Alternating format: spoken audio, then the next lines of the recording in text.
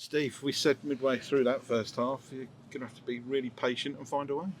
Yeah, I think so. I think, listen, I went up and watched them on Friday and they beat a very good Salford side. Deserve to beat them. I think my recollections without watching it back is, I think it was a boxing match, it's all over in half an hour because we've had all the ball, all the trying to make entries into the final third, but what we just didn't have was that little jab or that big punch. We didn't have it. And so when we came in at half time, we said, for me, we had to move the ball a little bit quicker, a little bit sharper, maybe a little bit more purpose, especially from the goalkeeper out. He kicks a great ball, so beyond the front foot, I think we nearly caught them 3 or 4 times. 2 big games. We knew that Saturday, the win against Walsall, the pressure to get the win, took a lot out of the players, so we knew that we'd need to make some changes at key stages. And I think we got the substitutes right, not just because of the goal. I think they gave us a real impetus. Michael Boswick could have had a hat-trick, but for the goalkeeper's face, his left boot and his shoulder, he doesn't know where the ball, he doesn't know where it is, but it hits him.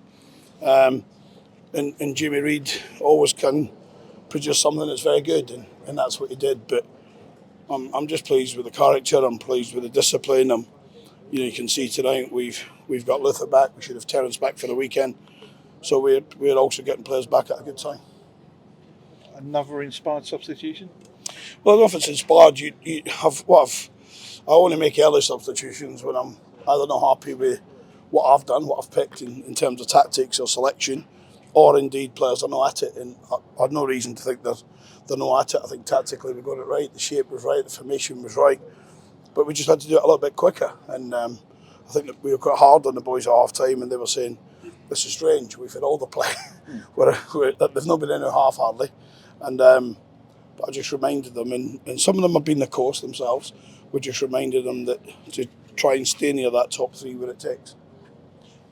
I know it's only 1 goal against, of many this season, but what a massive goal that was for the team. It's a massive goal. Every goal we score is welcomed and is massive for us. We said to the players, back in June and July, and we said to the players in January at the end of the window that everyone here will play a part. I think tonight demonstrates that, didn't it?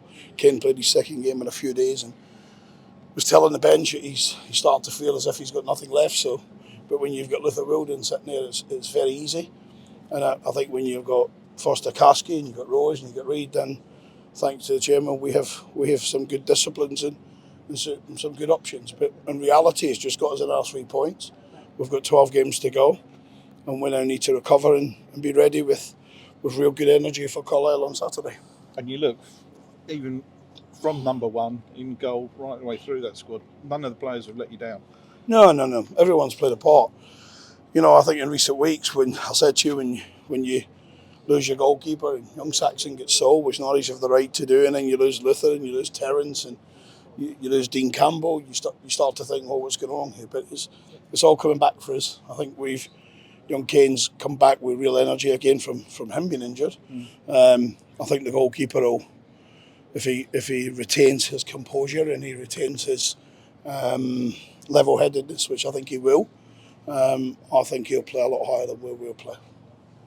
Let's just talk about McCracken, because he's not had too much to do in terms of saving or anything, but his distribution. There was one clearance he made, which he picked. I won't say clearance; it was a ball, and a chance came out of it. He's quite an assured young keeper, isn't he? Yeah, Big John calls them passes. Believe it or not, he calls them passes into the strikers.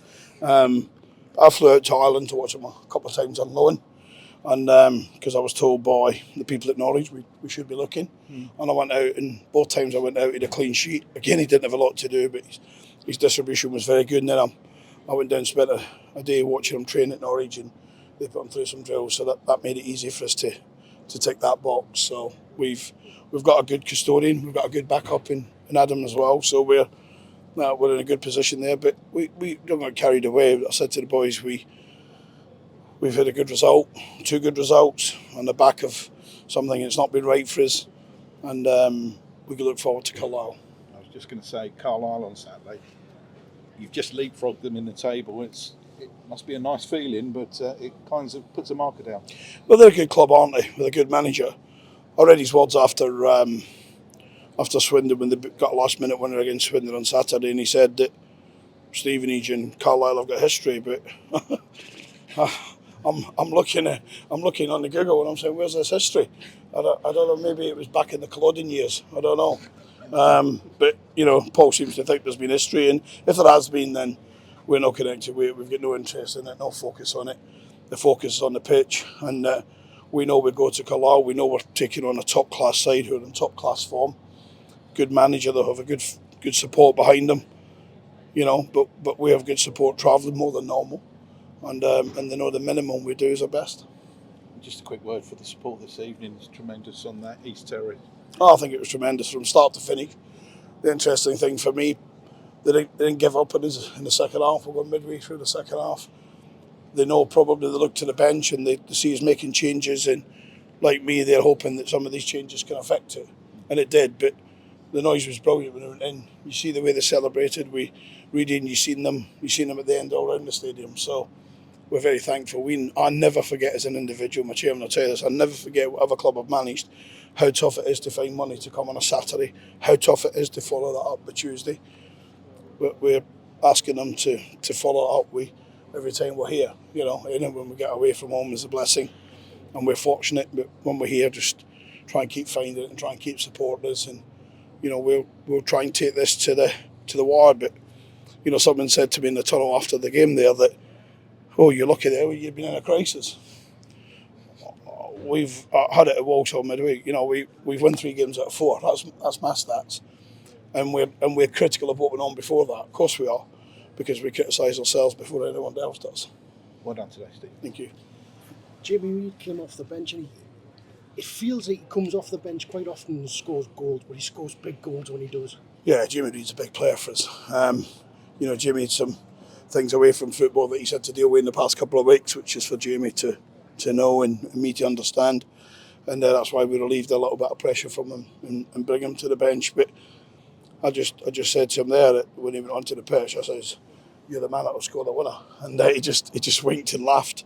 And but when he's unlucky not to have a hat trick. The one he cuts in and gets a little deflection, goes wide, and and I know an MD watching tonight know we could have run up a good scoreline tonight, but it was a bit just accumulating 3 points and move forward to Saturday, and then it's 10 games to go, and then we'll see who can deal with the pressure. And then we'll see some of the managers that have never been the course. See some of those horses at Cheltenham today never been the course. It's squeaky bum time is arriving after this weekend. Well, we said last week, win your home games and then not lose to the likes of Carlisle and Northampton, and you're going to be in a good position. Oh yeah, listen, they're 2 really tough away games. If you said you want to go away to Carlisle, who are 3rd and Northampton's 4th, it's going to be really tough. But you can see how tough it is for teams to win games. Mansfield, who I think are a terrific side, probably the biggest resources in the league, bar maybe Salford, if you like, and Bradford.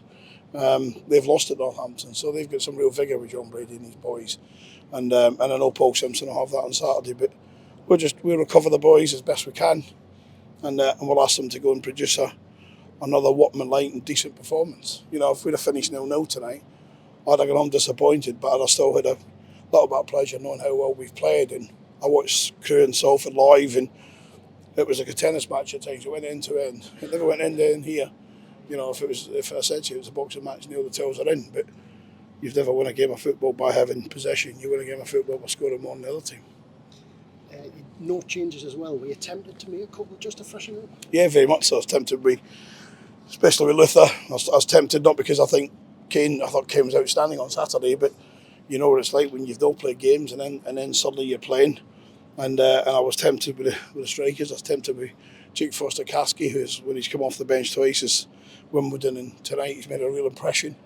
I think he's bowled to Jordan Roberts in the second half, is what you see in the Premier League. And then if Jordan goes and takes it out his feet and scores rather than get stuck under his feet, I think we'd all be talking about his passing. Just got to say, you touched on Cheltenham there. You're a course and distance winner. You're relishing this, aren't you? Well, I think we're all relishing it. I think you would. I think I made a year in this job this week. And what gives you pleasure is when you go to Walsall and somebody says you're having a disaster, and then a member of the Crewe staff, not the manager, not the first team staff, but a member of their travelling party says, that's a good win for you because it's been a crisis. 3 wins out of 4, second in the league, 12 to go. We'll take that crisis every season, won't we? I hope I'm standing here in League One manager in the years from now, sitting second in the league and having the same crisis. Cheers, Steve. Sorry, guys.